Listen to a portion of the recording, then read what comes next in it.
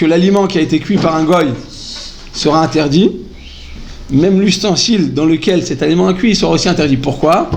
Parce que si l'aliment en lui-même n'est pas consommable, donc entre guillemets pas cachère, alors l'ustensile de cuisson également. Vous allez dire, ouais, mais finalement cette pomme de terre, elle est cachère. Alors, vous avez raison, on a dit, bien dit, on le répète, tous les ingrédients sont cachères, mais les Chachamim ont interdit la cuisson d'un aliment par un goy. Donc comme ils l'ont interdit, donc ça reste interdit sous toutes les conditions, et même son goût s'interdit. Ta'am, qui est carré de est-ce qu'on interdit de la même manière qu'on interdit la mamachout, on interdit l'aliment soi-même, on interdira aussi l'ustensile. C'est quoi ce standard? Qu'est-ce qu'il fait là? Qui a acheté ça? C'est vrai, je crois que c'était où? Ah bah non. C'est qui? Tina, c'est toi? C'est où c'est? Je l'ai dit, mais il était dans la classe. Il était où? Non, il y a un endroit où quelqu'un a dû l'acheter, vous l'avez caché, vous avez fait comme la manne en fait, vous l'avez fait cacher. Non, parce que j'ai jamais vu. Il est très bon en tout cas. Que Dieu bénisse la fille qui l'a amené et que la collaboration chez Bator. Alcool, banim rabotai. Eh bien, on te dit. Mais reconnaissez, Dina, reconnaissez. Vous voulez pas reconnaître, vous êtes grillé en public maintenant. Tout ce que vous direz sera retenu contre vous. Donc on a dit rabotai. Donc on a expliqué que l'ustensile dans lequel on a cuit un aliment devra être cachérisé. Si toutefois j'ai cuit un second aliment dans cet ustensile avant de le cachériser, le second aliment restera cachère. Même dans les 24 heures, vous vous rappelez? Ça va à l'encontre d'un ustensile normal. Bassar bechalav, c'est taref, dans les 24 heures, tout est taref. Là, non, on a dit pourquoi, dans les 24 heures, ce sera quand même cachère. Parce qu'on a dit, du fait que c'est que des rabbanan, une intention rabbinique, donc il suffira de la moitié du rov. Du rov, d'habitude dans la Torah, il faut combien? Echad beshishim, il faut 1/60 pour que ça puisse être permis. Mais là, pour Bishul Goy, qui est une interdiction d'ordre rabbinique, eh bien le goût ne va interdire que jusqu'à la moitié, jusqu'au rov. Donc la moitié, j'ai expliqué que toujours dans le contenu, donc à l'intérieur du marmite, ce sera toujours au moins le double du volume des parois de cet ustensile. Donc il y aura toujours le rov. C'est pour ça que toujours, ce sera permis. Tout ce qu'on cuisinera dans cette marmite, ce sera toujours cachère. Quoi? Cachère, parce qu'il y aura toujours le rov. Ce sera toujours cachère. Le deuxième aliment, je répète, peut-être je me suis mal exprimé. Je répète. On a dit comme ça que normalement, bassar bechalav, vous avez une marmite de viande, vous avez fait du lait dedans, il faut tout jeter à moins qu'il y ait 1/60. Ok? En général, il n'y a jamais 1/60. Pourquoi? Parce qu'à 1/60, il y a toujours, c'est-à-dire que le goût, le volume de la marmite est toujours plus important que 1/60. Donc il n'y a jamais 1/60 dans le contenu par rapport au contenant. Donc si on a cuit dans les 24 heures, toujours le contenu, donc en l'occurrence l'aliment, est toujours interdit. Quand c'est bassar, mais quand il s'agit d'une interdiction d'ordre rabbinique, donc en l'occurrence la cuisson effectuée par un goy, qu'est-ce qui se passe? Lorsqu'on va cuire dans cet ustensile, alors même si on l'a cuit dans les 24 heures et que le goût est encore frais, c'est noten ta'am lishvar, malgré tout, il y aura toujours plus de la moitié de l'aliment par rapport au volume de la marmite. Donc ce sera toujours caché, parce qu'il y aura toujours au moins le rov. Mais c'est beaucoup plus que le rov en réalité. Vous nous donnez un exemple? Prenez une marmite, d'accord? Et maintenant, si on calcule le volume de la marmite, donc le volume, comment on fait pour le calculer? On l'insère dans une très grande marmite, dans une très grande bassine d'eau, on l'insère à l'intérieur et on voit ce qui sort. Ce qui sort, c'est le volume des parois de l'ustensile. C'est clair ou c'est pas clair? Ou je le refais? Je répète, écoutez bien. Vous avez une poêle. Cette poêle, vous l'avez utilisée pour bassar bechalav. Ok? Vous voulez maintenant vérifier quel est le volume de cette poêle? Comment vous faites? Vous la rentrez dans une marmite ou dans une bassine d'eau froide, et vous le rentrez dedans. Ce qui va couler, vous le récupérez, c'est ça le volume des parois de cette poêle. Pourquoi? Parce que le verre qui est rempli jusqu'au bout, d'accord, donc c'est-à-dire qu'il n'y a plus de place dans cette marmite, d'accord, dans cette bassine, il n'y a plus de place. Donc quand vous mettez maintenant un objet dedans, tout ce qui va couler en fait c'est le volume de cet objet. C'est clair, vous savez ou pas? C'est physique, quoi, ce que je dis, c'est pas. Ouais. Donc ce qui va tomber, c'est le volume de l'objet que vous avez rentré dedans. Donc une marmite, tu veux savoir c'est quoi le volume de la marmite? Tu la rentres dans une grande bassine d'eau qui est remplie à ras-bord, et ce qui coulera, ce sera ça. Il y a une deuxième solution aussi, mais on ne va pas en parler maintenant, c'est pas un cours de physique. C'est-à-dire, donc tu as récupéré le volume de la poêle ou de la marmite. Ok. Donc on va dire, ça fait, je donne un exemple, ça fait 30 cm3 d'eau. C'est-à-dire 30 cm3 d'eau. Vous avez maintenant, c'est énorme, j'ai exagéré, hein, c'est ça. Bon, en fait, ça fait 3 cm3 d'eau, pour de vrai. D'accord, 3 cm3 d'eau. Maintenant, vous regardez, vous avez fait un steak dedans, dans cette poêle de lait, qui a été utilisée depuis moins de 24 heures. Donc il faut vérifier que le steak, il dépasse combien pour qu'il soit cachère. Si c'est 3 cm3, il faut que le volume du steak soit combien pour qu'il soit cachère. Plus qu'un 60e, plus qu'un 60e. Pour pas que le goût soit perceptible. Faut pas que le goût du lait. Non. 3 fois 60, ça fait combien? Qui a dit 3 fois 60? 181. À partir de 181 cm3 de viande par rapport aux 3 cm3 de lait qu'on va considérer dans les parois de cette casserole, ce sera cachère. Moins de 181 cm3, c'est taref. Plus, c'est cachère. Parce que moins, c'est moins d'un 60e, et plus, c'est plus qu'un 60e. C'est clair, Botaï, ou pas? On perd pas de temps. Ah bah, il ne faut pas le faire. Ça, un cas comme ça, c'est une galère. C'est que... à notre époque, j'ai dit, à notre époque, on n'a plus le temps. Time is money. On n'a plus le temps de truquer, de cachériser. En plus, pour cachériser à Botaï, il faut le récurer dans tous les sens. Il faut pas qu'il y ait de trucs. C'est très compliqué. Moi-même, je connais un peu la route de cachot un tout petit peu. Quand ma femme, quand les enfants, ça leur arrive de prendre une poêle et de faire, du lait dans une poêle, ils se sont trompés. Je leur dis, bon, mettez-la sur le frigidaire et je la cachériserai. Au bout de 3 ans, je fais bon, j'ai pas eu le temps de le faire. Parce qu'il faut enlever toutes les résidus. C'est dans une poêle, il y a souvent, dans les parois de la poêle, vous savez, ça gicle là-bas l'huile, c'est collé. On ne voit pas, parce que tout est marron. Vous prenez une lampe de poche, vous prenez un couteau, vous grattez là-bas, ça va être très très très long à faire. Et souvent, tu peux abîmer la poêle. Comme vous dites, ça vaut pas le coup, tu achètes une nouvelle poêle Tefal, ça coûte 50 shekels, 100 shekels, t'es tranquille. Mais, si on veut la cachériser, on a le droit. Donc, on a le droit de cachériser, mais il faut tout enlever. Avant de cachériser, il faut retirer tous ces résidus. C'est une vraie galère. Et très souvent, sur les côtés, dans une poêle surtout, dans une marmite, en général, c'est propre, parce que c'est de l'étain comme ça, c'est un fer blanc. Bon, ça va, on voit en général. Juste dans les recoins, hein, d'accord, c'est un peu compliqué, ou derrière, il faut vérifier. Mais faut dans tous les recoins retirer tout. On revient à ce qu'on dit. Donc la marmite, dans la poêle, on l'a considéré dans notre exemple, qu'elle avait un volume de 3 cm3. Mais c'est énorme. Pour que ce soit cachère, si tu as cuit de la viande dans les 24 heures, il faut qu'il y ait plus qu'un 60e. Donc, plus que 181 cm3. C'est clair pour tout le monde en bataille? Je peux répéter tout doucement ça. Hein. Si c'est pas clair, je le refais en bataille. Parce qu'en général, c'est à la fois, vous les apprenez en première terminale, c'est pour ça que je fais pas ça avec vous, mais vous les connaissez déjà, non? Oh, franchement, à bataille, franchement. Vous exagérez. Sérieusement, vous l'avez déjà étudié quand vous êtes en 3e. Voilà, c'est ça la halachot, non? Un 60e, comment calculer, comment ça tombe, par où elle arrive la goutte de lait. Oh, franchement, Elisa, franchement. Bon, je parlais à votre prof de maths, monsieur, comment il s'appelle? Amar, voilà, je lui parlais. Bon, en tout cas, à Botaï, on a dit que, eh bien, quoi? On prend une poêle, on calcule le volume, et il faut que le contenu, ce qu'on a cuit dedans, soit au moins 60 fois supérieur au volume de toute cette poêle. C'est clair pour tout le monde à Botaï? Oui. Alors maintenant, c'est ce que je viens de vous dire, c'était dans Bassar Bechala, parce que quand c'est frais, Ta'am, Keikar de Horaï, la Torah interdit le goût, la transmission de goût. Mais qu'est-ce qui se passe, Shirel, quand on a déposé, donc qu'est-ce qu'on a déposé? Un aliment qui a été cuit par un goy. Qu'est-ce qui va se passer à Botaï si ça a été cuit par un goy?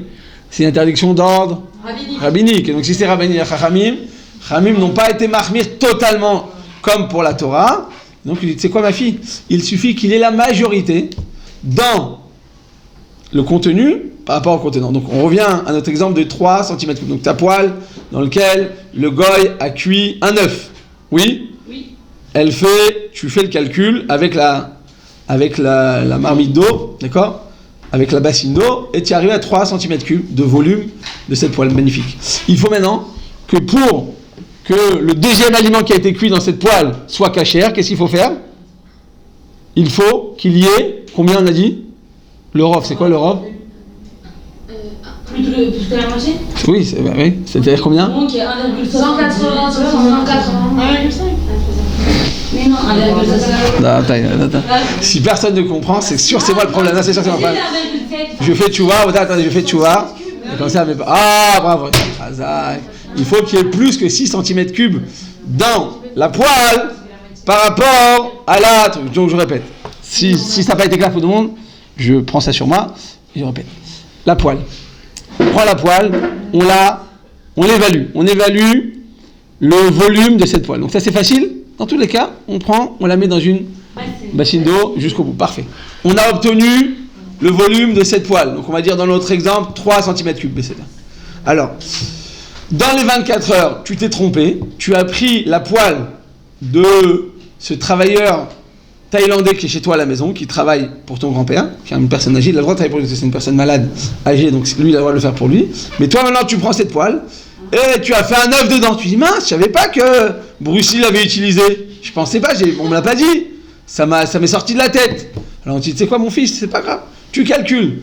Est-ce que dans le deuxième aliment que tu as fait, il y avait plus que 6 cm3 en volume, oui ou non? Tu calcules. S'il y avait plus que 6 cm3, donc il n'y a pas de transmission de goût. Le deuxième objet, vous avez fait un deuxième œuf, je sais pas. On va dire, qu'est-ce qu'on peut faire dedans? Vous avez fait un pain perdu. Ok, le pain perdu, vous savez c'est quoi? Ouais. Voilà, vous avez fait du pain perdu dedans. Ok? Donc ta tranche de pain perdu, tu as mis du lait, tu regardes, est-ce que le volume, bah tu fais la même chose. Tu mets dans un sac plastique et on fait la même chose. Ou bien, non, on peut le calculer différemment. On peut prendre une truc, c'est pas compliqué. On prend un mètre. Non, très facilement. Vous prenez un mètre. Vous prenez une règle et vous calculez la largeur, la longueur et la hauteur. C'est très facile à calculer. Tu prends une tranche de pain, c'est en 2 minutes. Une poêle, c'est compliqué parce que c'est une forme comme ça. Et ça, c'est super compliqué à faire. Donc on est obligé de faire comme ça, à l'arabe. Mais un calcul très facile à faire. On prend un mètre, on prend une quoi? Non, pas une casserole. Une règle, et vous calculez la hauteur, la largeur et la profondeur, et vous arrivez très facilement au volume de cette tartine, ok, de cette tranche de pain. Et de cette manière, vous allez voir, s'il y a plus que 6 cm3 en volume, alors il y a plus que le rov. Donc s'il y a plus que le rov par rapport à la poêle, donc c'est caché. Mais s'il y a moins que 6 cm3, c'est interdit. Cette deuxième aliment, donc en l'occurrence ce pain perdu, tu devras le jeter à la poubelle. Au même titre que l'œuf, le premier, tu as dû le jeter à la poubelle, mais le deuxième aussi, tu devras le jeter à la poubelle. Pendant combien de temps on doit le jeter à la poubelle? Donc dans quelles conditions? Dans le cas où il n'y a pas le rov, il n'y a pas la majorité, et dans le cas où c'est dans les 24 heures. Dans ces deux conditions, le goût est tout frais, et il n'y a pas de quantité suffisante contre le goût interdit. Quand c'est plus de 24 heures, ou quand il y a plus que la moitié, plus que le rov, ça devient, le deuxième élément devient caché. Alors, à mon avis, ce que je dis, c'est pas clair, parce que vous me regardez tous avec des yeux de merlanchi, d'accord? Donc, on va le refaire. On le refait avec un sourire. Attendez, mais non, faites comme si j'ai rien dit, et on reprend. D'accord? Vous allez voir, mais écoutez très bien, du début à la fin, je vais le dire en 3 minutes. Écoutez-le bien, vous allez voir, ça va être très clair. La Torah a interdit la transmission de goût d'un aliment interdit. En vertu de quel principe? Ta'am, keikar et deoraita. Donc quand je ressens le goût d'un aliment, même si je n'ai pas mangé l'aliment, c'est interdit par la Torah. Selon ça, les Chachamim te disent, écoute, c'est quoi la transmission de goût? C'est quoi? Donne-moi une valeur. Les Juifs, c'est tous des... Ils aiment bien calculer. Ils sont très forts en maths, les Juifs. Alors il dit, donne-moi une correspondance. D'accord? Fais-moi la correspondance en termes mathématiques. Ça fait combien la transmission de goût? Ta'am, keikar, c'est quoi le ta'am? C'est combien? Je dis un 60e. À partir de plus de 1/60e, il n'y a plus de transmission de goût. Moins de 1/60e, il y a une transmission de goût. C'est-à-dire une goutte de lait qui est tombée dans une marmite de viande. D'accord? Donc le goût de Bassar Vechal, la Torah l'interdit. Mais qu'est-ce qui se passe si ça a une goutte, donc 1 cm3 de lait, qui est tombé dans 100 cm3 de viande? Dans ce cas-là, elle a été annulée par combien? Par 1/100e dans ce cas-là. Donc il n'y a pas de transmission de goût, c'est caché. C'est clair, Botaï? Oui. Ok. Mais moins d'un 1/100e. Si dans ta marmite, il n'y a pas 100 morceaux de viande, il n'y a pas 100 cm3 de viande, il n'y a que 50 cm3 de viande.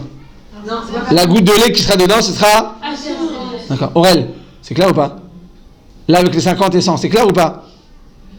Ouais, franchement, je l'ai dit clairement, là, j'ai des trucs. Là, pour l'instant, ça va. Ok, pour l'instant, ça passe. Ok. Qu'est-ce qui se passe, par contre, si tu as cuit dans cette marmite, pas un goût de viande et de lait que la Torah interdit, le Torah dit Bachal Avimo, pas ça. Tu as cuit dans cette marmite un aliment interdit par Bishul Goy. C'est une cuisson effectuée par un Goy. C'est-à-dire que le Goy, il est venu, il a pris un œuf et il a cuit dans une poêle. Alors cet œuf, tu peux le manger ou pas? Non. Oui. Tu peux pas. Non. Non, Le Goy, il a cuit lui-même. Le Goy lui-même, il a cuit devant vous. C'est-à-dire, je te fais une tova, je te fais un œuf. Tu dis, va te faire cuire un œuf autre part. D'accord. Donc à ce moment-là, eh bien, tu peux pas le manger. Mais c'est là. Donc tu prends l'œuf, tu y jettes en pleine figure et tu y sors de chez moi. C'est là, magnifique. Donc maintenant, ta poêle elle est là. Qu'est-ce qu'il faut faire? Alors il faut la cachériser. Parce qu'elle a absorbé un goût interdit.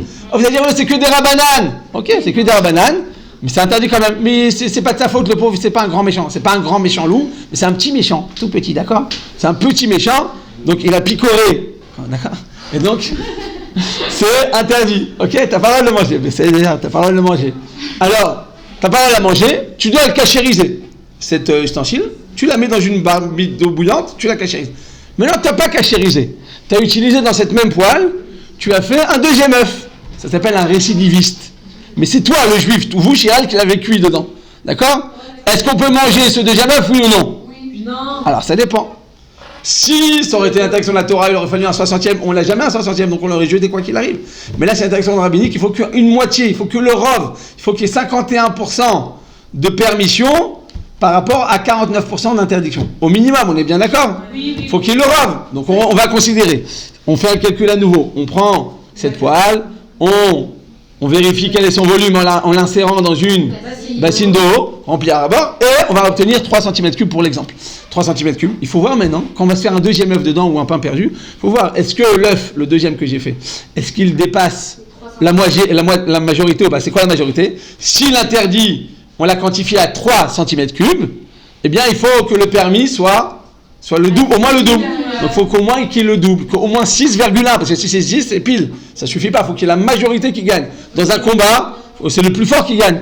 Et bien dans une transmission de goût, c'est le majoritaire qui gagne. Donc il faut qu'il y ait au moins 6,1 grammes, oui ou pas? 6,1 centimètres cubes ou grammes, c'est la même chose, hein. Moi je vous donne un exemple, d'accord? En quantité, au moins 6,1 cm3 d'œufs cachers, donc cuits par toi, par rapport au volume de la marmite qui a été cuite par un goy. Donc à partir de 6,1, c'est permis, moins de 6,1, c'est interdit. Qu'est-ce que tu fais avec ce deuxième œuf? Tu le jettes également. C'est clair, j'ai été clair ou pas? Oui. On répète une 13e fois pour celles qui n'ont pas compris. Je le répète en arabe, d'accord? Donc, après 24 heures, ça reste toujours permis. Parce que le goût, noten talujar, après 24 heures, le goût est dénaturé. Donc il n'y a plus de transmission de goût, mais malgré tout, tu as quand même le devoir de cachériser cette marmite. Un jour ou l'autre, il faudra que tu la cachérises. Tu t'en occuperas. Donc, comme la marmite que j'ai mis au-dessus du frigidaire, un jour je la cachériserai. Ok? C'est clair, bataille pour tout le monde? Vous avez tous compris? Ouais. Sabri Maranan.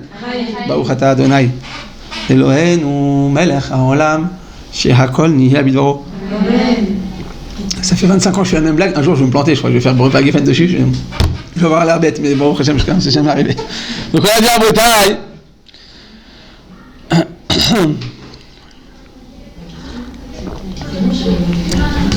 Là, vous avez une question sur ça maintenant ou pas? Tout à l'heure, quelqu'un avait une question. Là, j'avais dit que j'allais répondre, j'allais expliquer. Aurel, c'est clair ou pas? Non, sérieusement. Non, parce que vous dites rien depuis tout à l'heure. Dans la Yocheved. C'est clair ou pas? Et qu'est-ce qui se passe si le petit pigeon vient picorer dans la marmite? Ce sera caché ou pas? Il faudra qu'on l'étrangle le pigeon ou pas?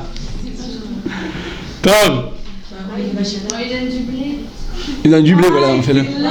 Ah, bah ça fait 3 jours que je la répète la même blague, vous êtes trop fort. Vous comprenez vite, Aura, mais il faut vous expliquer longtemps.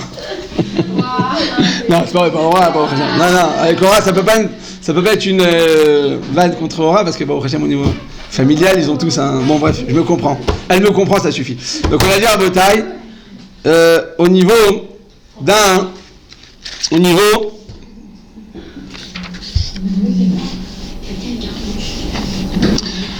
Écoutez bien, Betaille. Là, jusqu'à présent, on a parlé. Après, on arrête les calculs, hein, vous en faites pas. Je vais pas vous prendre la tête à chaque fois avec les calculs, un 60e, un truc. Je sais que les filles, ou elles adorent les maths, ou elles supportent pas. C'est soit elles sont littéraires, soit elles sont matheuses. Il n'y a pas de juste milieu. Ouais, bon, c'est pas grave, tout va très bien. C'est pas. Alors, c'est où on a une intelligence statistique ou une intelligence mathématique. Ça va pas ensemble les deux. À moins qu'on soit gaucher. Quand on est gaucher, il paraît qu'on peut avoir les deux. Ah bah voilà. Ça fait partie du personnel. Donc on a dit à Rabotai, qu'est-ce qui se passe? Qu'est-ce qui se passe à Rabotai quand tu as... Qu'est-ce qui se passe à Rabotai quand tu as une assiette? Écoutez bien. Là jusqu'à présent, après on arrête avec les calculs. Hein, on a une assiette. Jusqu'à présent, on a parlé de l'ustensile de cuisson. C'est quoi l'ustensile de cuisson? Casserole. C'est une casserole, voilà, exactement. C'est comme ça, hein, à Marseille, c'est une casserole. Roll. D'accord, avec un haut circonflexe. Voilà. Et donc, à Rabotai, c'est une casserole, une poêle ou une marmite, ce que vous voulez. Par contre, qu'est-ce qui se passe quand j'ai une assiette, c'est un cli. Chéni. Pourquoi une assiette, c'est un cli chéni à Rabotai? Ça veut dire quoi, Rivka? Pourquoi c'est un cli chéni, une assiette? Une assiette, cli chéni. C'est-à-dire, attendez. Non, réfléchissons. Qu'est-ce qui se passe? C'est quoi un cli rishon? C'est directement sur le feu. Donc ça, quand il est directement sur le feu, tout ce qui est en contact avec le feu, on le considère comme étant cli rishon. Même si je l'ai retiré du feu, tant qu'il est encore dans les parois qui étaient posées sur le feu, ça conserve la chaleur, n'est-ce pas? Une marmite, on la retire du feu, elle était bouillante sur le feu, on la retire au bout d'une heure, elle est encore chaude. Tant qu'on n'a pas ouvert le couvercle, elle est encore chaude. Donc d'accord? Donc cli rishon, c'est celui qui est actuellement sur le feu ou qui était sur le feu. Par contre, j'ai pris cette marmite, je l'ai versée dans une assiette. Cette assiette deviendra cli chéni. Qu'est-ce qui se passe, Rivka, si je l'ai transvidée à l'aide d'une louche? C'est un peu louche tout ça.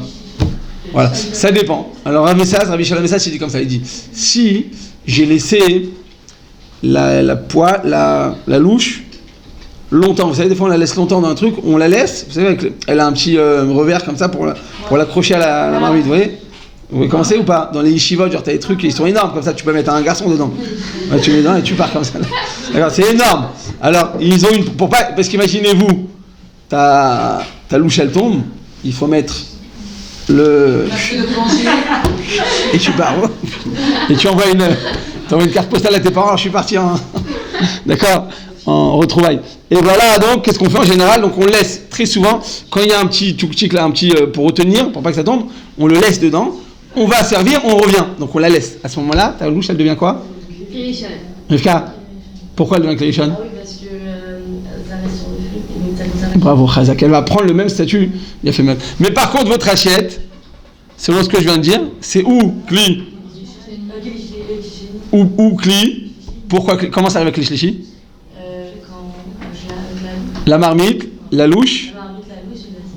Il a fait mal. Bravo, Khazak. Vous voyez que vous connaissez la réponse?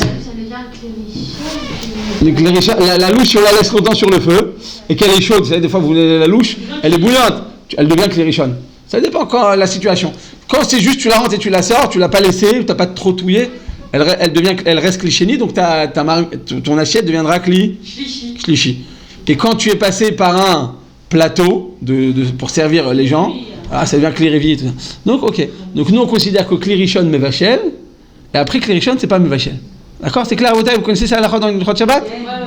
Ça ne cuit pas, d'accord? À moins qu'il s'agisse d'un aliment qui se cuit très rapidement, comme un œuf. Voilà, calabichou, tout ce qui se cuit très rapidement, il a fait mal. Donc on dit à Rabotai, qu'est-ce qui se passe? Normalement, Rabotai, une assiette, c'est au moins klisheni si ce n'est plus. On est d'accord, Rabotai? Si tu as fait l'arabe et que tu as pris ta marmite et que tu l'as versée directement dans le truc, oui, ça devient chéni. Mais quand tu es classe, comme en Algérie, que tu prends ta truc et tu la verses dans un plateau, et du plateau dans l'assiette, et de l'assiette, faut pas mettre. Vous savez que c'est un très grand péché de poser les coudes sur la table ou pas? Ah ouais, je déteste. Vous détestez quoi, l'application ou la loi? L'application, d'accord.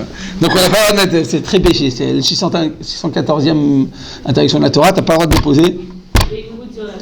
C'est très péché, très très grave. D'accord? Donc, en général, à Rabotai,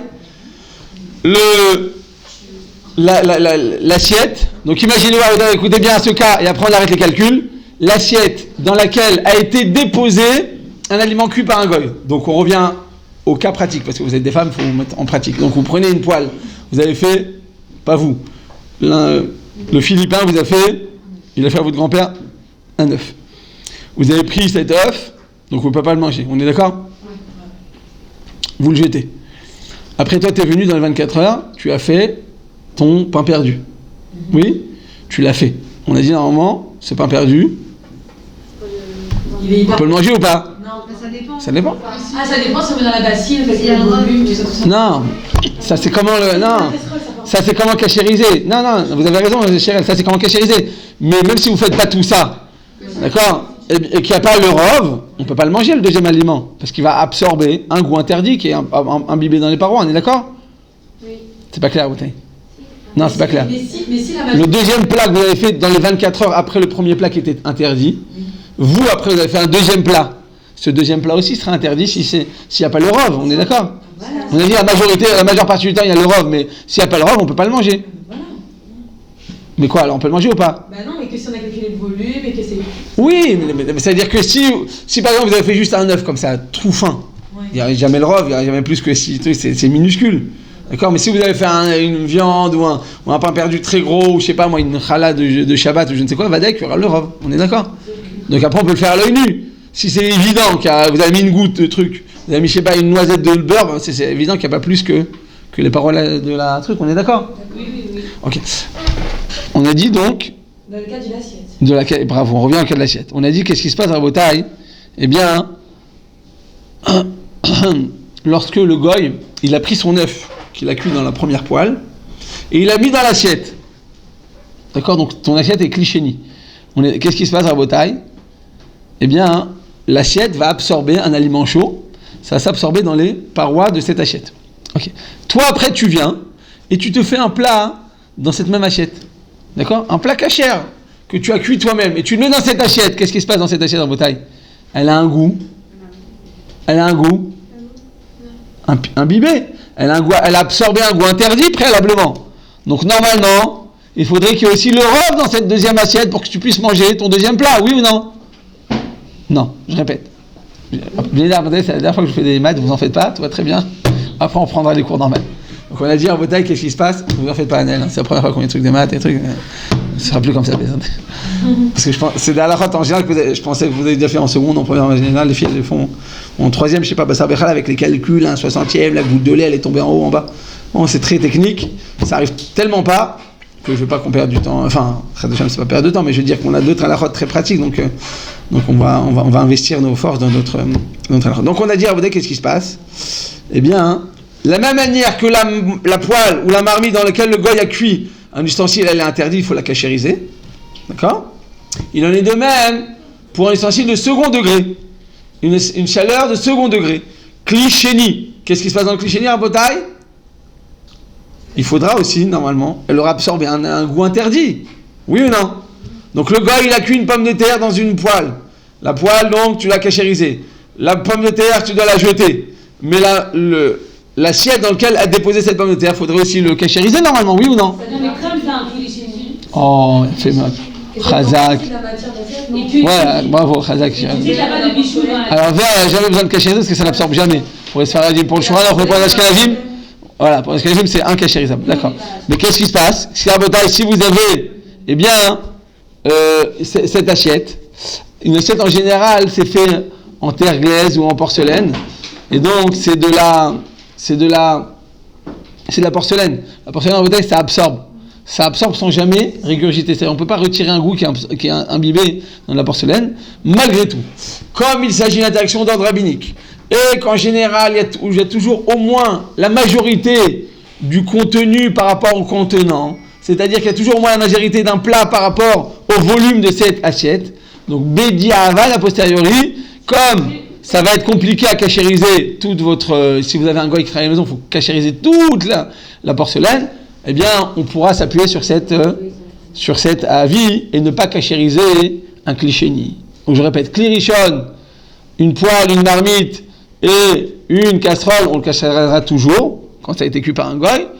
Mais une assiette, il y a plus fort quand c'est klishlishi ou klirvi, alors là, il n'y a pas besoin bédiavad, d'accord? On ne sera pas obligé de le cachériser. Celui qui voudrait le cachériser, ta voix la bracha, il sera digne de louange, c'est une bonne chose. Mais d'obliger de cachériser dans ce cas-là, non, on pourra s'en passer. Même si c'est la porcelaine, parce qu'on considère qu'en clichénie, il n'y a pas de cuisson, d'absorption, et en plus de ça, même s'il y avait une absorption, c'est quoi? C'est quoi la nature de l'interdiction à Botaï? C'est une question d'ordre rabbinique. Et c'est pas un klirishon, c'est un clichénie, donc c'est une cuisson qui est très très faible. Donc finalement, on pourra sans passer. Selon ça, Botaï, si c'est la même chose que je viens de vous dire pour un ustensile de klirishon qui est constitué d'argile ou de porcelaine. Si il s'agit d'un matériau qui est fragile et qui peut se casser à haute température, parce que pour cachériser, il faut mettre à haute température, alors dans ce cas-là, à Botaï, on pourra s'appuyer sur l'avis qui dit que dans ce cas-là, la cachérisation n'est pas nécessaire. Ok, à Botaï? Le dernier point, si nous avons des ustensiles en argile ou en porcelaine qui risquent de se casser lorsqu'on va les cachériser à haute température, d'accord, ça arrive, ça peut se casser ou pas? Alors, parce qu'on met à haute température, dans ce cas-là, eh bien, on pourra se passer de la cachérisation de ces ustensiles, parce qu'il s'agit d'un hefsed, il s'agit d'une perte. En cas de hefsed, méroubé, de perte importante, surtout s'il s'agit de matériaux comme ça chers et fragiles, eh bien, c'est une perte. En cas de perte, même une carte importante, dans ce cas-là, on se passera de la cachérisation. Même en klirishon, s'il s'agit de quelque chose de fragile et de cassable, on se passera de la cachérisation. C'est clair, Botaï? Oui, oui. Ok, on va parler des restaurants et des hôtels cachés. Quelle liste? Je vous l'ai dit 150 fois depuis l'année, appelez-moi, je le ferai. Il faut que j'amène la liste, c'est tout, parce que je ne l'ai pas sur moi. Et même à la maison, je ne sais même pas où elle est, mais bon, peut-être par le trou du public, je le retrouverai. Mais... chaque année, je le fais, mais chaque année, je ne l'ai pas où je l'ai mis la feuille. F7 Méroubé. Une perte importante. F7 Méroubé. Ok, nous avons maintenant la loi des restaurants et des hôtels cachers. Donc on s'approche de Purim, ensuite de Pessah. Donc pour beaucoup, on va retrouver la maison. Et il y a des restaurants à Paris. Il y a plus de 350 restaurants cachers à Paris. En Italie, on m'a dit, j'ai un Italien qui est avec moi au collège. Ouais, très sympa. Il est déjà marié, donc ça va. Eh bien, non, pour les Shidurim, c'est pas maintenant, quoi. D'accord. Eh bien, qu'est-ce qui se passe? Il m'a dit qu'en Italie, je crois qu'il y a moins de 10 restaurants cachers dans toute l'Italie. Il m'a dit, je croyais, on en parlera. On en parlera. Il y a Milan et à Rome. Voilà, il y a Milan et Rome. À Venise, il y a le truc. Si, bon, ça c'est évident. S'il y a une cache-route, on espère bien que Mashgar il va faire l'abdicatolaïb, sinon c'est mort. S'il fait même pas ça, ok. Donc on va dire, on est dans un restaurant ou dans un hôtel cachère. Est-ce qu'on a le droit de tout consommer dans ces restaurants? Vous allez dire, si c'est cachère, oui.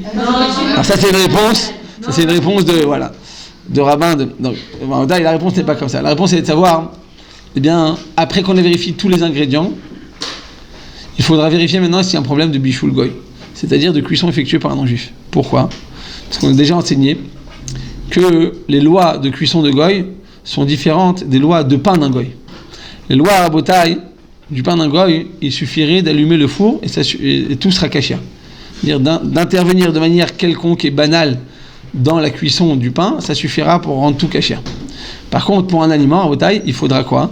Il faudra le déposer l'aliment à un endroit où il pourra atteindre un niveau minimal de cuisson, n'est-ce pas?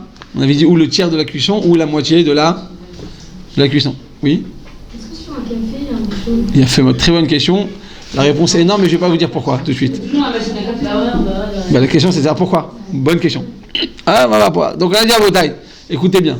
On a dit que donc le pain, il suffit d'allumer le four et tout est caché. Parce qu'on a dit que le pain est un aliment vital. Donc il suffit d'intervenir de manière très très quelconque et banale. Ok. Mais pour les autres aliments à vos tailles, il ne suffira pas d'allumer le feu. Il faudra absolument intervenir dans la cuisson de manière à lui donner un niveau minimal, qu'il soit consommable. Qu'est-ce qui est considéré comme consommable? Bravo. Elisa, qu'est-ce qui est considéré comme consommable à vos tailles? Ou le tiers de la cuisson ou la moitié de la cuisson, n'est-ce pas? On l'a déjà vu, Mahal Ben Rosaï. C'est clair à vos tailles pour tout le monde?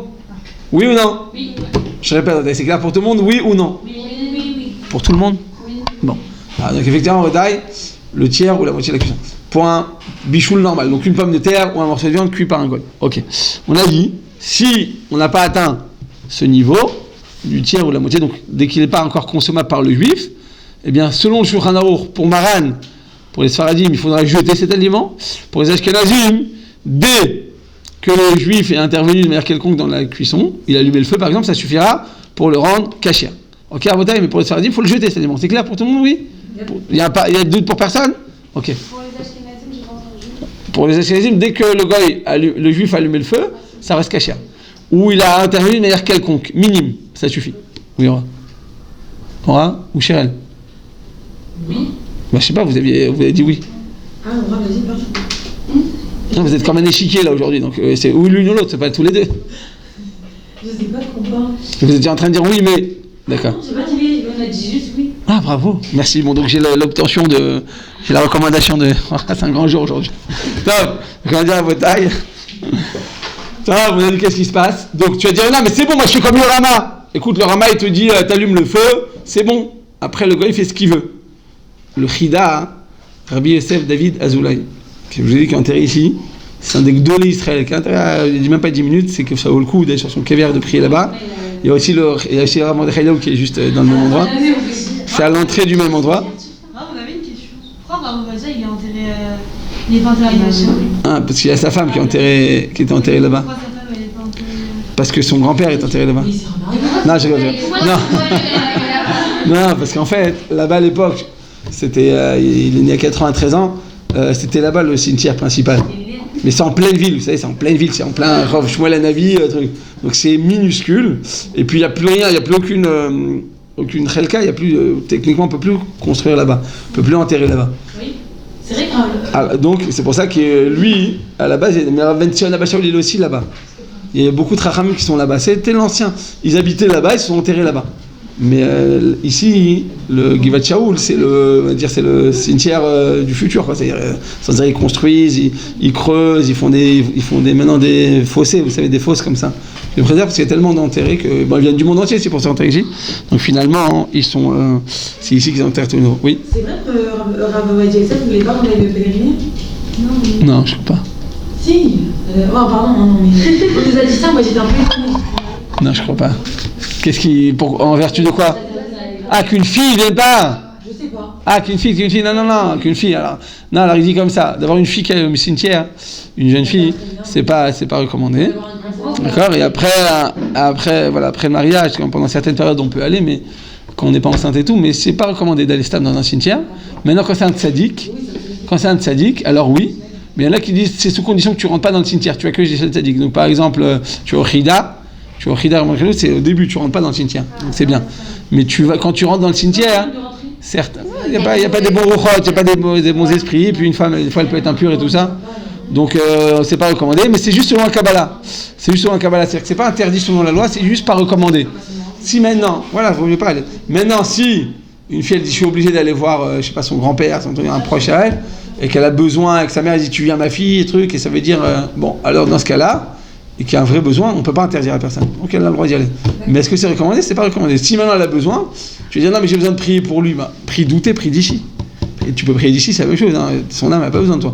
Mais par contre, tu peux aller, si tu as envie de faire l'effort, parce que toute ta famille elle est là-bas, ils sont venus de France spécialement, tu vas jusqu'à l'entrée du cimetière, et dès qu'on va à la première tombe, tu t'arrêtes et là-bas tu fais tes tchètes. Ça marche aussi. D'accord? Comme ça tu montres et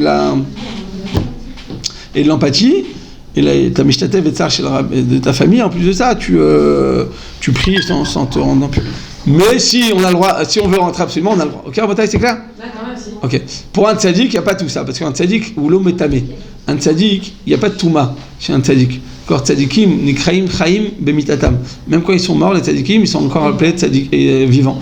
Donc s'ils sont vivants, il n'y a rien à craindre, des bécénaires, tu peux aller tranquillement. Il y en a qui disent c'est seulement qu'on va directement tzaddik sans passer par un cimetière, d'autres qui disent non, si pour arriver t'as pas le choix, t'as le droit aussi d'y aller, mais tu te balades pas là-bas, tu rentres directement au cimetière que tu désires. Donc par exemple le Harizal, alors pour y aller on est obligé de passer par le cimetière, ou Rabbi Yosef Karo, le Rishon Aruch, Bet Yosef, alors bon, t'as le droit dans ce cas-là, c'est toléré. Même selon le Kabbalah, dans ce cas-là c'est toléré. Il y en a qui vont jamais, même pour un tzadikim, ils vont pas. Bon, après, c'est des questions de. Mais si une personne là-bas, elle met très équette et que ça lui fait du bien et qu'il n'y a pas de problème de parce que des fois, il y a des garçons, des filles, c'est pas aussi super, quoi. Dans un cimetière, t'as pas 3000 endroits où te mettre, hein. Eh ben, on vaut mieux. Voilà, c'est chez des rimes instantanées. Dans ce cas-là, c'est pas recommandé. Ouais, tu t'as rencontré ton mari sur un. Où tu l'as rencontré, toi? Ouais, vous avez raison, c'est une très belle. C'est ça un tzaddik qui garde ses yeux. Donc on va dire à vos tailles. Le Chida il dit comme ça. Il dit, tu sais quoi, moi j'ai envie de faire comme le Rama. C'est trop compliqué à prendre sur moi la vie du Shulchan Aruch. C'est trop contraignant. Et puis trouver un juif qui fasse la majorité de la question, franchement c'est dur. Je reconnais que c'est dur à vos tailles. Alors le Chida, tu dis, si tu veux faire comme le Rama, t'es d'Alecha, donc tu as envie de te comporter en mesure d'indulgence conformément au Rama. Donc c'est clair peut-être ce que je suis en train de dire. Tu as envie de faire comme un Ashkenaz. Oui ou non? Oui ou non, Rabotai? C'est clair ou pas? Non mais je veux que tout le monde se concentre. C'est important ce que je vais dire. Que tout le monde se concentre. Tout le monde se tient bien. Tout le monde respire. Tout le monde boit un verre d'eau. Bon, je bois pour vous. D'accord? Voilà. Voilà, je vous acquitte. Donc Rabotai, écoutez bien. Le Chida nous dit, si un Sfarad voudrait se montrer en mesure d'indulgence conformément au Rama, Rabbi Moshe Yisraelish pour les Ashkenazim, nous dit le Chida, que cette personne-là devra se repentir, expier sa faute. Pourquoi? Parce que ses aïeuls, à lui, à ce Sfarad-là, ils ont pris sur eux, ils ont accepté sur eux les paroles et les psakim du Shulchan Aruch. Donc nous, en tant que descendants, nous dit le Chida, on est obligé de continuer dans cette tradition. Tu peux pas dire non, mais moi c'est trop compliqué, je fais pas ça. D'accord? Moi je j'arrive pas à le faire, je fais comme non, tu n'en as pas le droit. Pourquoi? Tu veux dire mais eux ils sont très religieux. Oui, c'est vrai, ils sont très religieux, mais chacun a ses traditions, chacun a ses coutumes. Donc dans ça, il y a un Shulchan Aruch. C'est pas une coutume, t'habitais à Djerba dans telle rue, dans tel truc, ils faisaient ça. Non, ça c'est ok. Des minagim comme ça qui sont très trucs, tu fais comme tes parents et c'est tout. Mais là il s'agit à Botaï, quelque chose de solide, il s'agit du Shulchan Aruch. Donc le Shulchan Aruch nous dit, on a Kibal nous à la Tzvenu, Oraot Maran, on a accepté, on a pris sur nous, oui, on a pris sur nous les décisions du Shulchan Aruch. Ben laquelle, ben la Ahmir, que ce soit en mesure de rigueur ou que ce soit en mesure d'indulgence, d'accord, que ce soit laquelle ou la Ahmir, on a Kibal nous à la Tzvenu, Oraot Maran, on a accepté sur nous les paroles du Shulchan Aruch, les décisions du Shulchan Aruch. Donc en d'autres termes, tu montes et tu descends, tu dois te tenir aux décisions du Shulchan Aruch.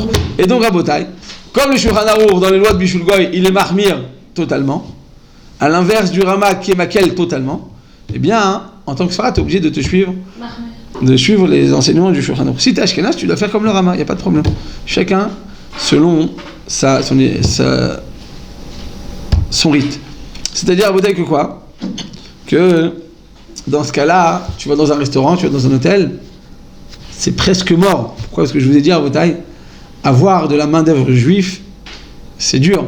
D'abord, les juifs, chacun, c'est un patron. C'est qu'il y a un dicton qui dit, tu rentres un Israélien dans la plonge, en train de faire la vaisselle dans un restaurant, au bout de 3 mois, il prend la place du boss, et hop là, hop, et il s'insère. Parce qu'ils sont super fifs, ils sont tous super intelligents, ils réfléchissent tout le temps. Et attends, je suis en train de faire la plonge, en fait, je peux mettre une machine. Je peux prendre 3 Arabes à ma place qui vont faire ce travail. Pendant ce temps-là, je vais faire autre chose. Mais qui tourne, ça va très vite dans la tête d'un Israélien, d'un juif en général. Donc on te dit que dans ce cas-là, eh bien, ça coûte beaucoup plus cher d'employer un juif à la cuisine, ça coûte beaucoup plus cher. Et puis les juifs, ils sont, bon, pour être Yosef, mais ils sont, comme c'est tous des Melachim, c'est tous des rois, donc ils sont plus exigeants. Ah non, tu crois que moi je vais faire ce travail d'arabe, je vais pas faire ça, pas du tout, c'est pas pour moi. Et puis c'est pas de mon rang, et puis qu'est-ce que ça veut dire? Donc en général, c'est très compliqué d'avoir que des employés juifs dans une cuisine. Tout le travail sale, on le donne à des goyim. Et donc à Botaï, eh bien, dans un restaurant, dans un hôtel, en général, la grande majorité du tsevet, du personnel, à l'intérieur en tout cas, derrière les coulisses, ce sont des goïms, des arabes ou des non-juifs. Et donc, demander que tout le plat de Shabbat que tu es en train de manger, tout soit cuit du début à la fin par un juif, en général, c'est très peu courant. Parce que quand tu es dans un hôtel Méadrine, très bon ashgacha toute l'année, alors oui, il n'y a pas de problème, parce qu'ils ont l'habitude d'avoir un public qui est exigeant, donc ils augmentent le niveau de cacheroute, il n'y a pas de problème. Mais quand il s'agit d'un restaurant qui n'a jamais de demande, alors les gens ne le font pas. Déjà, mais pourquoi ils ne le feraient pas?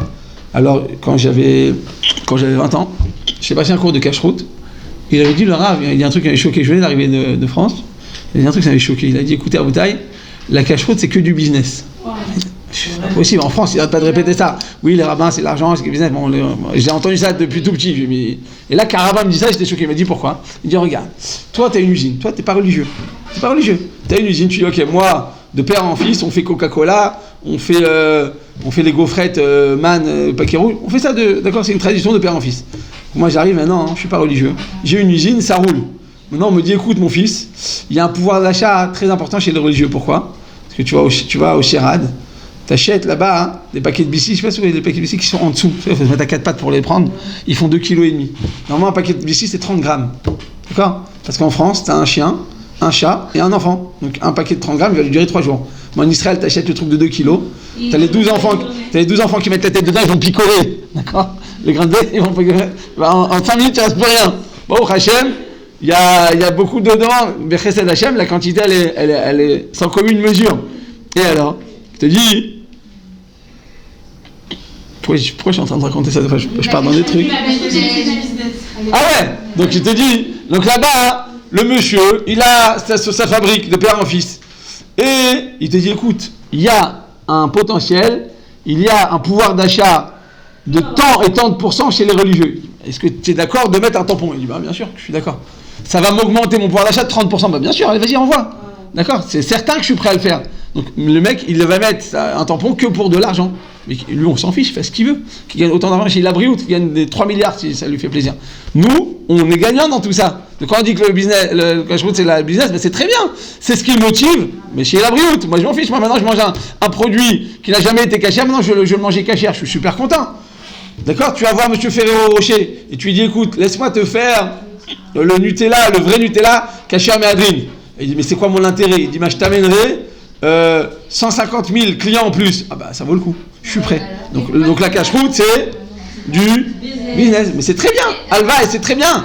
Il faut utiliser les tzara contre lui. Jamais les tzara te disent, va faire un produit super méadrine, super cachère. Bah non, il n'a aucun intérêt. Donc c'est quoi l'intérêt? C'est l'intérêt de l'argent, mais grâce à ça, on en profite. Donc c'est super, que ce soit que du business et qu'il s'arrange entre nous, on est gagnant. C'est clair, Botaï? Oui. Vous voyez, par exemple, parfois il y a des produits genre, je sais pas moi, au Monoprix qu'on peut acheter, il y a le même en cachère, genre juste ils rajoutent les petits. Alors ça, je vous le ferai. Ok. Ça, Botaï, je vous le dirai dans le cours quand vous rappellerez de m'appeler. D'accord, je vous ferai sur le cours des cache-routes.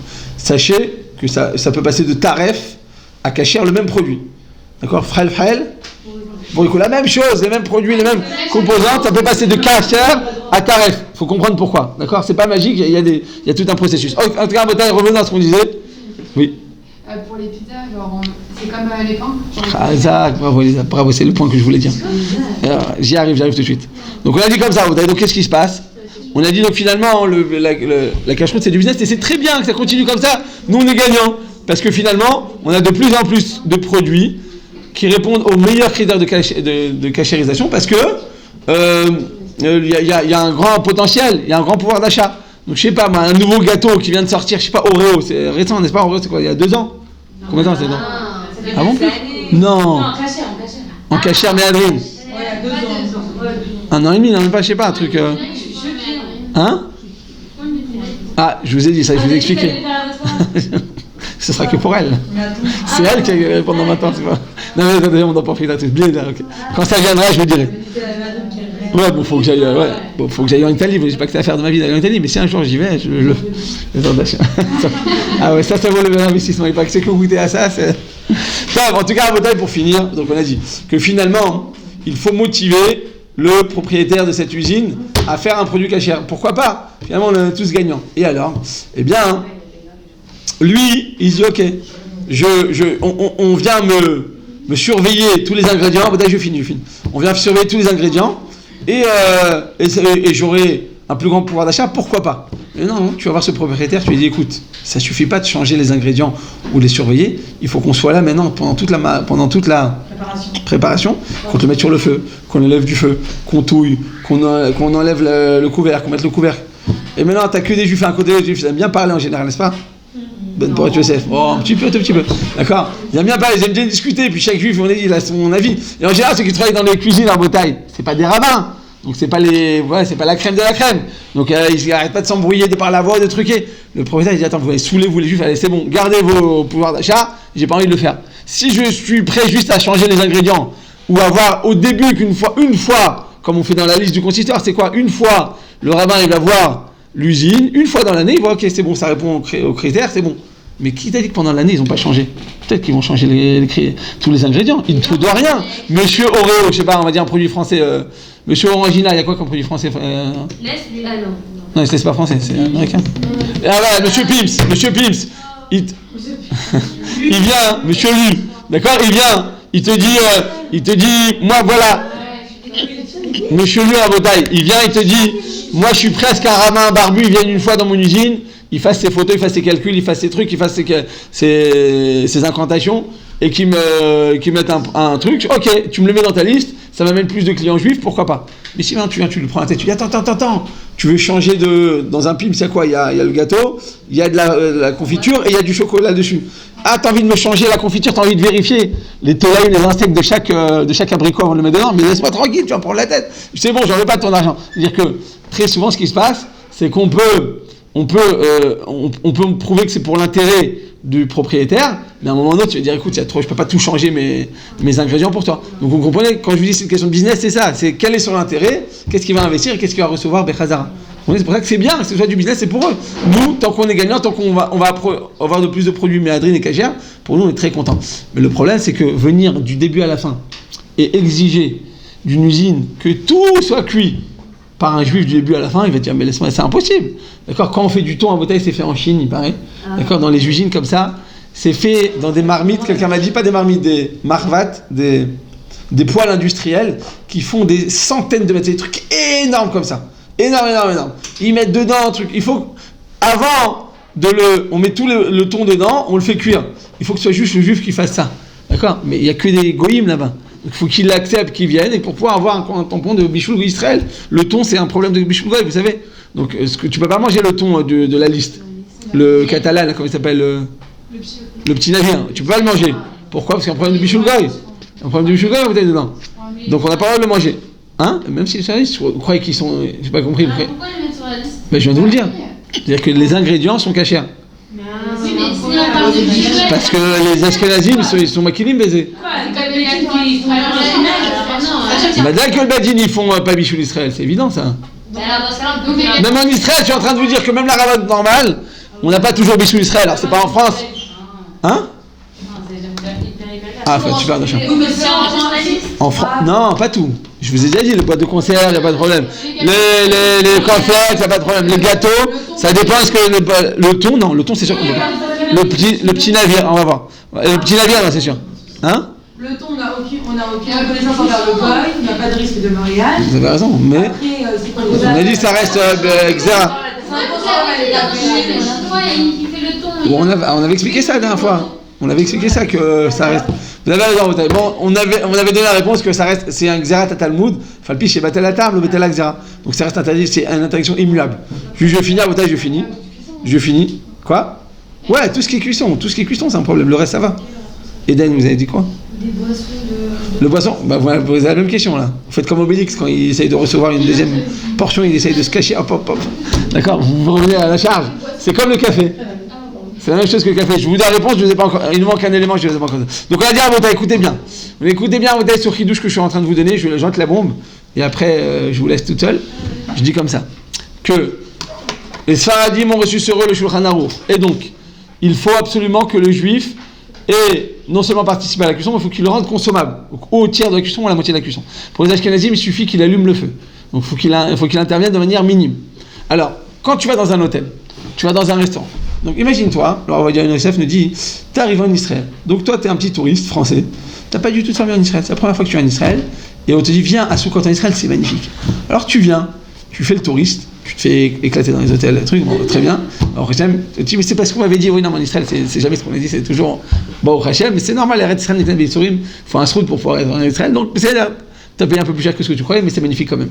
Et voilà, que t'arrives dans ton hôtel, donc t'as pas de famille, t'as nulle part où manger, t'as payé ta tête, et il s'avère que dans l'hôtel, comme je viens de vous dire, la plupart des cuisiniers, d'accord, 90% du tsevet, du personnel, ce sont des Arabes, des Goïms. Bon, alors dans ce cas-là, tu vas dans ton hôtel, et tu peux pas manger. Tu dis, attends, je comprends, c'est Shabbat, c'est Yom Tov, t'as nulle part où manger. C'est pas que t'es dans un restaurant, tu veux te faire une crêpe, un kiff comme ça en plus.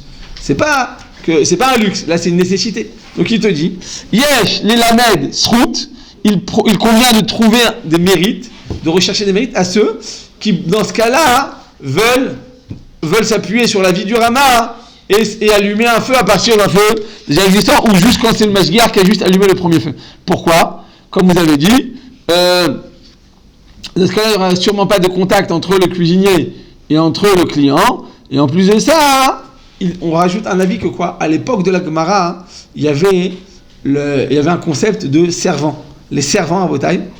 Serviteur ou servant, comment on dit ? Servant. C'est pas serviteur ? Ça se dit aussi servant. Servant, non. Serviteur, un évêque, un serviteur. Un serviteur à Botaï, d'accord. Un serviteur et une servitrice. Non, je regarde. Donc une serviteuse, d'accord. Non, la friteuse. Donc à Botaï, donc tu as un serviteur, et il vient, il te fait un plat. Nous dit le Shulchan Aruch, il n'y a pas de problème de Bishul Goy. Pourquoi ? Parce que serviteur à Botaï, un évêque, je vais jamais marier avec lui. Vous savez, à l'époque, les évêques, c'était des, comment dire, bon, je vais pas le dire, c'était des gens, jamais je me mélangeais avec des gens comme ça. C'est des gens de moindre valeur, comme si tu es le tiers état, d'accord ? C'est des gueux, quoi, c'est les gueux. À l'époque, c'était comme ça, les servants, c'était ça, les serviteurs, c'était ça. Des avadim, il n'y avait aucun moyen de pouvoir se marier avec eux, c'est impossible. Même si j'ai le plus grand éther du monde, jamais je pourrais m'approcher d'une servante, impossible. D'accord ? Donc les Chachamim n'ont pas instauré leur décret avec des avadim, avec des shvachot, avec des serviteurs. Et alors, te dis, certains pensent qu'un employé, comme c'est toi qui décides qu'est-ce qu'il doit faire, il va avoir le même statut dans ça qu'un serviteur. Et donc, nous on pense pas comme ça la halakha. La halakha, c'est pas vrai. Un employé, j'ai pas le droit de manger son plat. Mais, dans le cas où donc ce juif-là n'a nulle part où manger, et que c'est un problème de Oneg Shabbat et Oneg Yom Tov, et qu'il n'y a aucun moyen de connaître le cuisinier, et qu'en plus de ça, on peut éventuellement le considérer comme étant un Eved, donc on rajoute à Botaï tous ces avis qui sont des avis d'Achou, qui ne sont pas des avis très, très solides, on est d'accord ? Mais en cas de nécessité, en cas de Oneg Yom Tov, qui est d'Oraïta, en cas de Oneg Shabbat, et pour cette personne qui est en train de faire Tchouaka, qui vient en Israël pour la première fois de sa vie, qui n'a nulle part où manger, eh bien dans ce cas-là, on pourra s'appuyer sur cette opinion qui est indulgente. C'est clair à Botaï ? Malgré tout à Botaï, une personne qui a l'Eirat Shamaïm ne fera pas ça. Nous dit le Rav Ovadia Yosef lui-même, c'est lui qui mentionne cette coup-là, cette mesure de punition, mais il dit Kol Mishaïch Bo Eirat Shamaïm ne s'appuiera pas sur cet avis, d'autant plus que la majorité des décisionnaires ne s'appuient pas sur ce que je viens de vous dire, sur ces deux avis. Donc on a compris c'est quoi les deux avis à Botaï ? Peut-être qu'il est indigne de Eved, et peut-être que quoi ? Que comme il n'a aucun contact, quand il n'a aucun contact avec le cuisinier, donc ça ne pourra jamais aboutir à des mariages mixtes. On a dit ces deux avis qui sont dachouk. C'est quoi qui sont dachouk ? Qui sont repoussés, qu'on ne retient pas. C'est des avis bizarres, quoi, on va dire. D'accord ? Ce sont deux avis qu'on ne retient pas dans la halakha, mais qu'on peut joindre en cas de nécessité. D'accord ? Donc là, il s'agit d'une personne qui a nulle part où aller, qui a nulle part où manger, qui est dans un hôtel et qui n'a pas de famille. D'accord ? Eh bien, dans ce cas-là, on pourra s'appuyer sur ces deux avis qui sont difficiles pour pouvoir permettre à cette personne de manger. Oui. Donc ça veut dire qu'il y a un gros problème de manger les hachis ashkénazes. En Israël ou en France ? En Israël, Rabotai, Baruch Hashem, les hachis ashkénazes, la plupart du temps, c'est les plus sérieux. Et ils vont aussi répondre. Badat Yerushalem. Et Badat et Dacharidit, c'est le hachir le plus sérieux qui existe au monde. C'est des, comment dire bon français, comment dire bon français. Quoi ? C'est plus pointilleux. Voilà, bravo, chérie. C'est les plus pointueux, ils sont très carrés, très trucs, ils laissent rien passer, donc c'est le meilleur hachir qui existe. Et voilà que là-bas, c'est vrai, qu'avant le thon, comme vous venez de dire, le thon, et il mangeait quand c'était juste allumé par un juif, et le Rav Ovadia Yosef, il a écrit une tchouva dans Yabia Omer Chelek Vav, dans son shoot, tome 6, et là-bas, il a donc descendu c'était Starkey, vous savez la marque, la Starkish là. Ah oui. La marque, en tout cas, la meilleure thon en Israël. Et depuis, Badat et Dacharidit, ils ont augmenté leurs critères de cacheroute grâce à cette tchouva du Rav Ovadia Yosef. Donc finalement, ça correspond aussi aux Sfaradim. Donc c'est un archer comme ça qui fait pas attention, oui, vous avez raison. Mais les bons archirim ashkénazes, ils font tous attention. Parce qu'ils sont marmérim, ils n'ont pas envie de faire ça. Pour eux, c'est une choma, pour nous, c'est interdit minadine, mais l'enchaîner, ils sont marmérim comme nous, ça suffit aussi. D'accord ? Oui ? Ça, ok, c'est ashkénaze en Israël, mais quand on va genre en Espagne avec des Chabad, ils font genre. Il y a une chose, quand on va chez Chabad, vous savez ce qu'on fait ? On dit Ria, donnez-moi. Non, quand on est. À part ça, genre la cuisine, c'est pas comme ça. Vous avez raison, ouais, il y a un problème. Il y a un problème ? Un petit problème de ça. Vous le prenez comme vous voulez, les petits problèmes. Genre, on peut pas aller Pessah avec des khabas. Mais il faut leur demander. Genre, comme ils cuisinent qu'avec de l'huile, genre de. Non, ils ont des romans de trucs, ouais, effectivement, de shrouya. Vous savez, shrouya, vous savez comment les Chabad ils mangent leur matzot? Vous savez comment ils mangent le matzot? Un sac plastique. Un sac plastique pour pas que ça tombe dans la soupe. Parce que si ça tombe dans la soupe, c'est charouille, ça va cuire par un macération, mais qu'ils sont. Mais la halakha n'est pas comme ça, mais ils sont très marqués les Chabad. Mais à côté de ça, ils sont maquillés dans d'autres choses. Donc vous pouvez le dire, moi je mange que Bichoul Israël, vous pouvez le dire. Quand vous vous inscrivez, dites-moi je mange comme Israël, je lui dis c'est que du business. Le patron il dit écoute, je perds une famille entière, truc, moi j'accepte. Il va faire un truc en plus quoi. C'est eux qui doivent nous prendre, je te jure. Quoi? C'est eux qui quoi? C'est eux qui demandent à prendre la vache balcon. Ouais, c'est vrai. Ah, c'est eux qui vous demandent. Bah ça tombe bien, alors vous demandez. Non, alors on peut exiger. On peut exiger de faire un truc. On dit exiger, nous on ne mange que Bichoul Israël et il va vous le faire. Amen, amen.